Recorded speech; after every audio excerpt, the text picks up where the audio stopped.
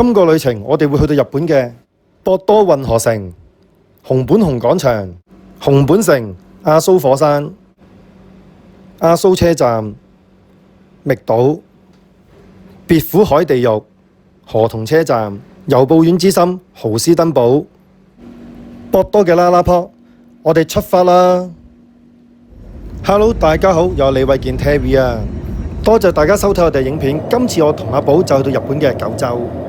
大家見到我哋喺飛機上邊拍到嘅畫面，係咪好近市區，好多高樓大廈呢？因為我哋即將降落嘅地方就係福岡國際機場，佢係全日本最接近市區嘅機場，所以大家就會睇到有啲似我哋以前香港嘅啟德機場，好接近九龍城嘅市區降落嘅畫面。而唔覺，我哋就已經降落咗喺機場嘅跑道啦。由於呢個機場太近市區啦，所以無論你呢個機場坐的士、巴士定係鐵路，10零分鐘就可以到鬧市嘅博多區。而我哋第一日嘅行程就由博多呢度開始。話咁快又到咗博多啦！博多區呢，其實就係福岡縣呢最熱鬧繁榮嘅區域之一。呢度嘅衣食住行樣樣都齊全，好方便，但係就唔會好似東京同埋大阪咁擠迫、咁熱鬧。而我哋今次嘅九州之旅總共會有13日嘅行程，而第一站我哋選擇喺博多，就正如之前所講，因為佢太近機場，太方便啦。我哋嚟到博多已經係晏晝4點幾，首先我哋會去咗酒店嗰度 check in 先。而我哋今晚入住嘅酒店只係離博多車站幾分鐘嘅路程，又係相當方便㗎。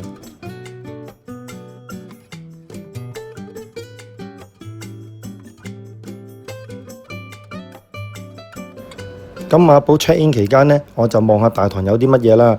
咁呢，喺櫃位對面呢，就有一啲梳洗用品呢，俾呢度嘅住客呢可以攞嚟用下嘅。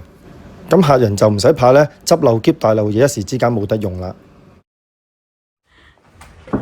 上到酒店房啦，影俾大家睇下先。我哋繼續由平時嘅廁所開始先。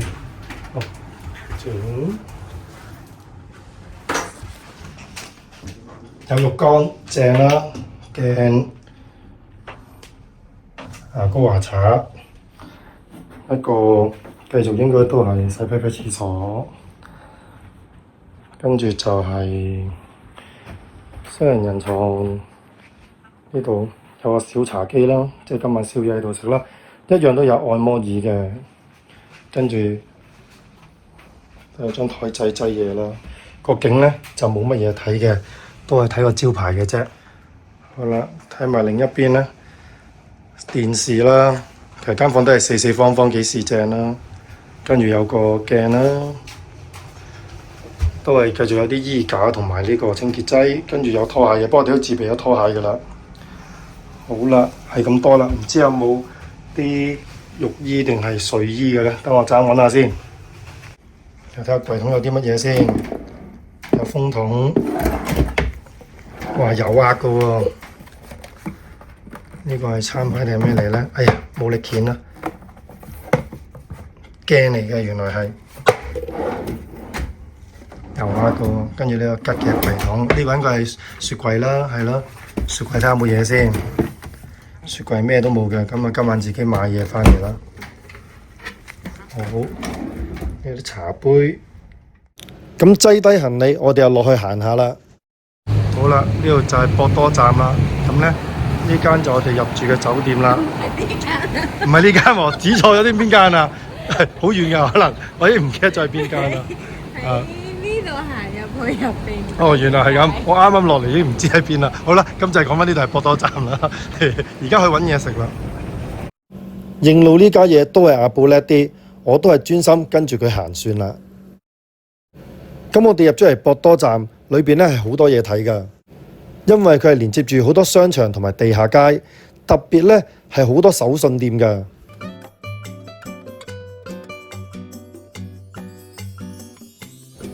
但係由落機到而家，我哋都冇食過嘢，太肚餓啦，所以咧都係揾啲正餐食下先。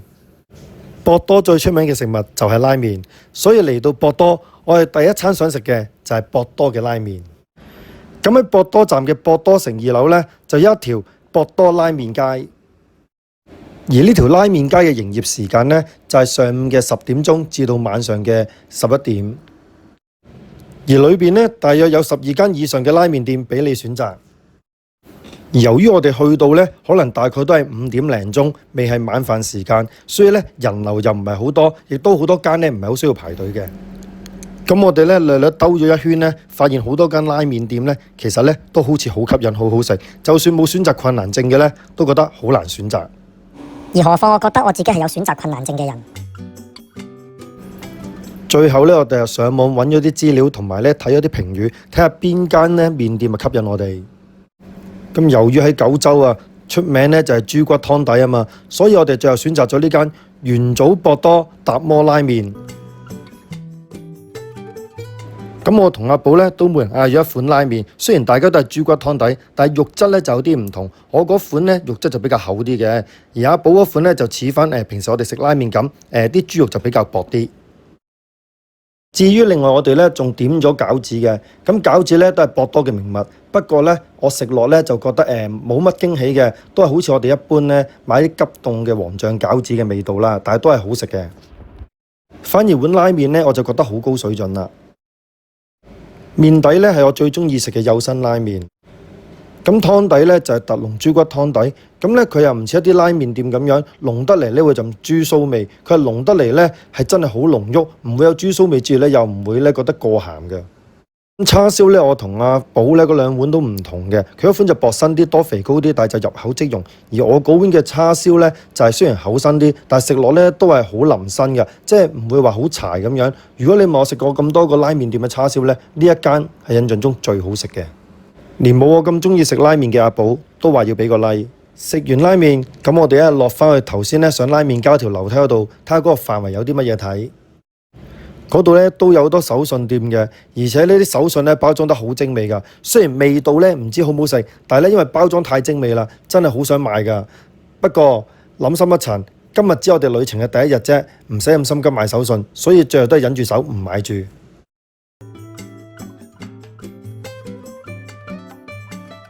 手信呢就唔急買住㗎啦，但係食就好緊要。同阿寶呢行過見到一間呢食和果子㗎，呢個和果子呢，佢又係包住一啲呢新鮮嘅水果，咁啊好吸引。我哋呢就睇下有邊啲啱食，買嚟食下先。跟住我哋買咗呢橙色呢款柿同埋隔離嘅士多啤梨和果子，未知好唔好食，都喺鋪頭前邊影返張相留念先。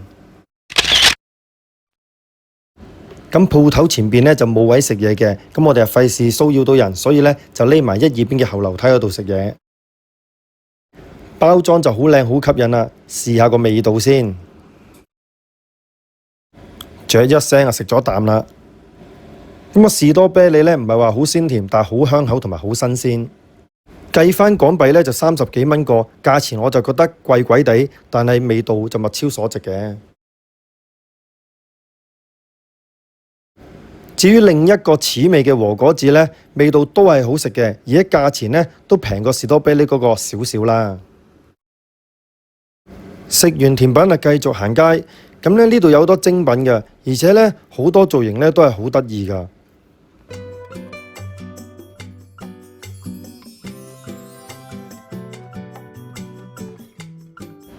博多呢就好似名古屋咁，佢其中一樣名物呢就係明太子。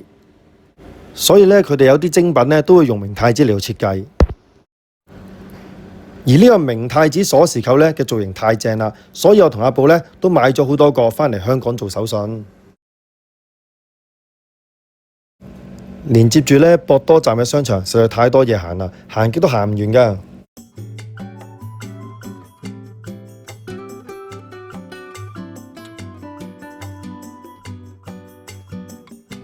呢個便當盒呢，好得意啊，細細個三角形，原來專係裝飯團㗎，而且佢唔係淨係得裝飯團嘅便當盒，仲有裝住便當盒嘅飯團袋。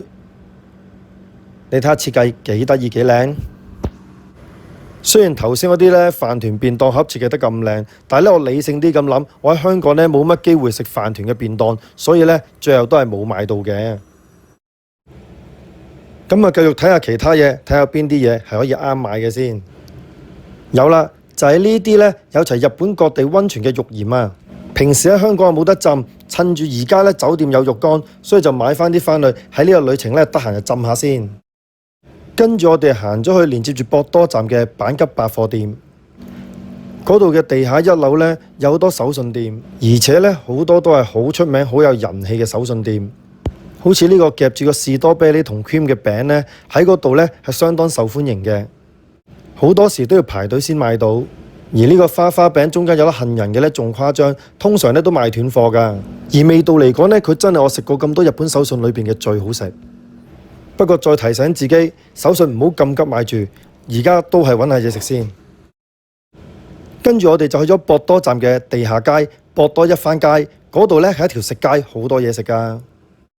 無論日式、中式、西式嘅料理，蕎麥麵、牛腸鍋、鐵板燒，乜嘢都有。最後我哋選擇咗食壽司，咁我哋揀咗一間叫博多魚河岸嘅回轉壽司店。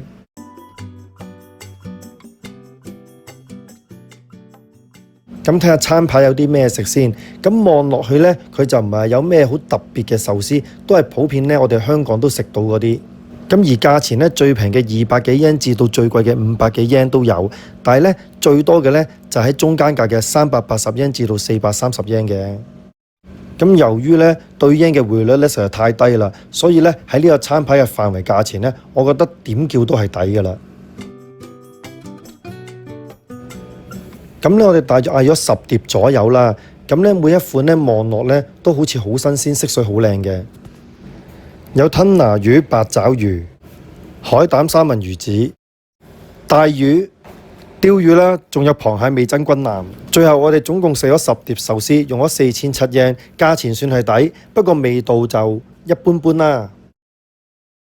食完壽司天都黑啦，咁我哋而家咧就去換鐵路周遊券。啱啱咧，我哋就喺入邊嗰度咧攞晒嚟緊將會咁多日，我哋喺九州咧搭車去地方嘅車飛啦。咁原本咧好似話喺啲機嗰度攞，唔知我攞唔到，之後都有啲 counter 度攞咯。好啦，齊晒，我哋可以行勻成一北九州啦。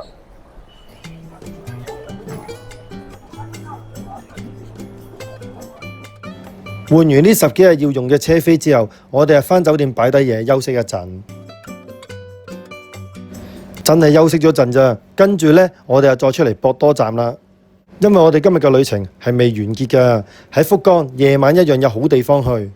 我哋由博多站坐一個站，會去到折田神社前站。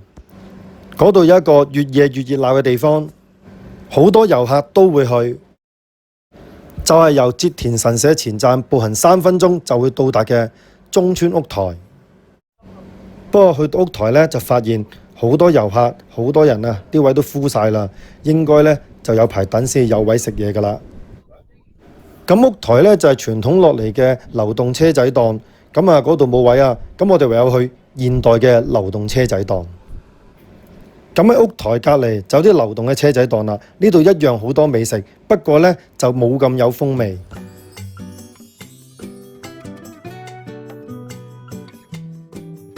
雖然佢只係喺屋台嘅隔離，但人流就少好多，冇乜遊客，反而呢就多本地客。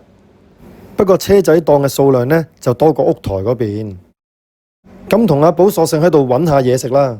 咁呢間車仔檔呢，就寫住博多名物嘅燒雞串。咁頭先食咗壽司啊，清清地，而家食啲香口嘢啦，就試下呢啲串燒啦。咁見到呢個呢，2000yen就有9種唔同嘅燒雞串呢，就好啱我哋呢啲樣樣都想試下嘅遊客。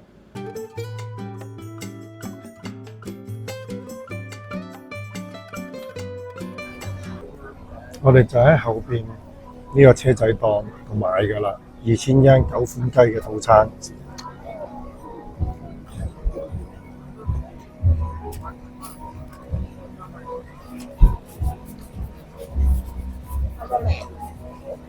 因為咁似咧，燒到個兩公婆㗎。咁食完嘢啦，見到中州咧夜晚咧依然都係咁熱鬧，所以咧我哋就未返博多住，喺度影下相留念下先。喺中州快閃食完嘢之後，跟住我哋就搭返車去博多站啦。返到博多站，我哋再喺便利店嗰度買咗啲宵夜，跟住就結束我哋九州之旅第一日嘅旅程啦。鍾意我哋影片嘅朋友記得俾個 like 同埋訂閱我哋嘅頻道，最好就係撳埋個鐘仔啦。多謝大家收睇，下集見啦！